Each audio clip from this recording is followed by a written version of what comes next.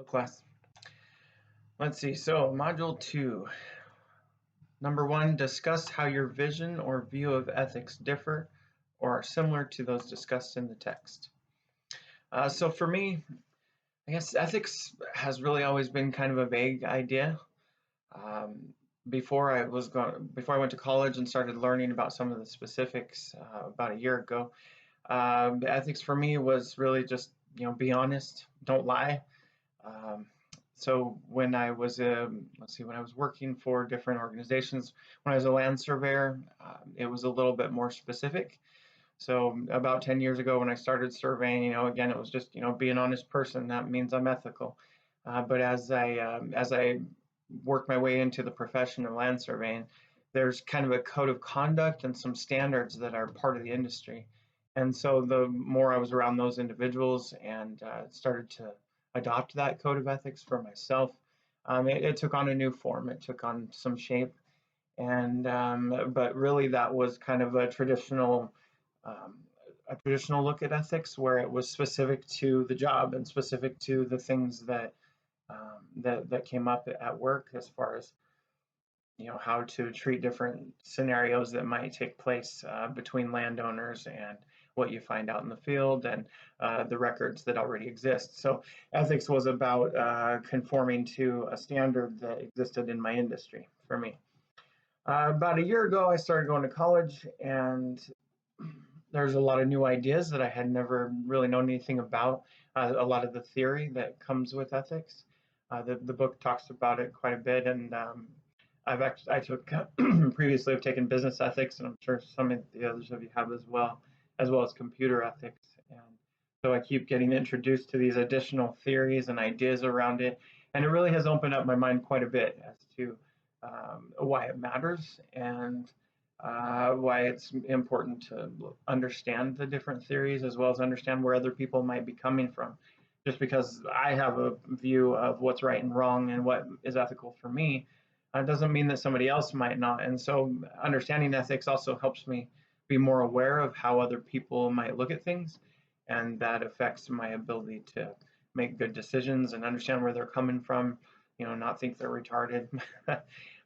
So let's see. So the communications, the ethics of communications that was brought up in this chapter was a whole new idea. In the previous classes, these ideas hadn't come up, so I hadn't really considered the ethical ramifications of communications in particular. So especially the idea of a receiver having ethics.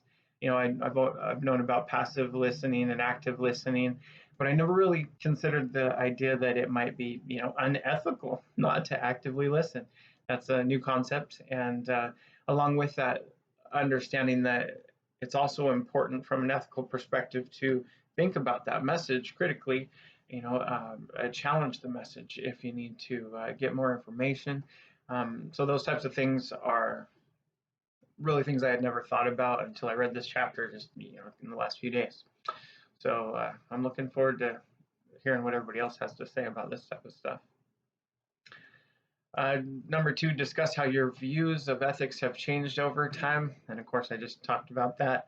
Please discuss both points in time when your view of ethics has changed, specific experiences, jobs, or times when you've learned things, how they changed, and what you believe your ethical perspective to be now.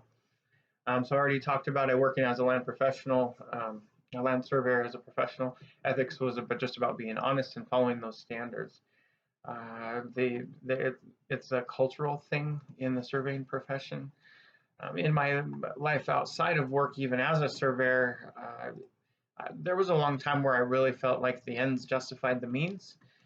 So my own personal view, and this is hard to admit to a whole class, but I was okay with hiding a little bit of information or some white lies as needed, just to kind of soften the blow on things or whatever, because as long as everybody had a good feeling about things and it was all moving in the direction I wanted it to, then the ends justified the means. And I really did live that way for a long time outside of work. Of course, in the profession, that didn't work at all. It's a really hard line on what's right and wrong and truth and not truth in work. But outside of that, It's kind of soft and squishy. So over time, I really did find that that approach in life doesn't work.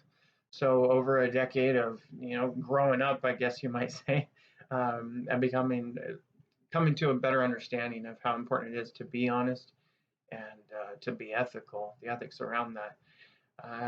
It really does matter what my intent is and the means that I take to get there. Being honest is really important. And I've developed that ethical standard for myself. I strive towards open and honest communication, even though it's not really natural for me. A lot of times, if there's any conflict that's to be had, so I've learned though that it's better to take the blows up front, be honest as soon as possible, because the longer you drag it out, and the book references this a little bit, you can get it's profitable to be ethical for a little while, but the longer you try to keep up the act, the more likely you're going to get caught, and there are always bad side effects. So it's important to have good intent and good actions and behaviors up front, and then let the outcome be what it is, because most likely, even if there's a short-term loss in the outcomes, if the ends on the short run are negative, over the long term, it'll still be better than if you cheated a little bit or lied a little bit to make things happen the way you wanted them to. So number 3, based on the text, what are the most important ethical issues you need to be aware of in the workplace? So page 50 covered a lot of different ethical issues, the typical types of ethical lapses in business. Um, I have a hard time really identifying any of them as more important than any other. I think that's really relative to what company and what issues they face. A company that's never dealt with embezzlement would probably care about the paper clips and the stealing that might occur of their paper supplies. Um, but so those the small thefts would be important to that company. But if they had an upper level manager that was being coercive and causing trouble with their people, the paper clips don't seem all that important anymore. So I think it's really relative and subjective to the company and the type of issues that they see regularly.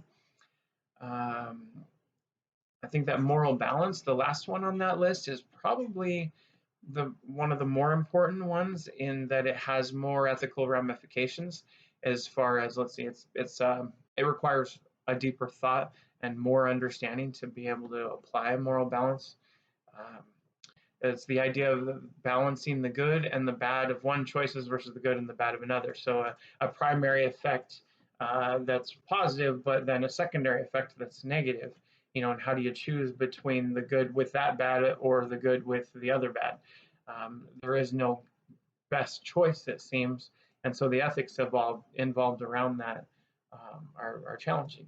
An example of that they brought up in the book, making money while saving lives by introducing a new medicine to the market. It saves lives, and you're going to make money on it. But at the same time, the production of that might build up toxins in the environment, and so the longer term ramifications of that, the secondary effect is a negative thing. Another example that I've faced myself, what about as a family moving to the city where we have access to more resources? The kids have more access to more friends and better schools and more resources. But at the same time, now we're all working, it's more expensive, so there's no family time. And we live in a faster paced world, so it's weighing the goods and the bads, and there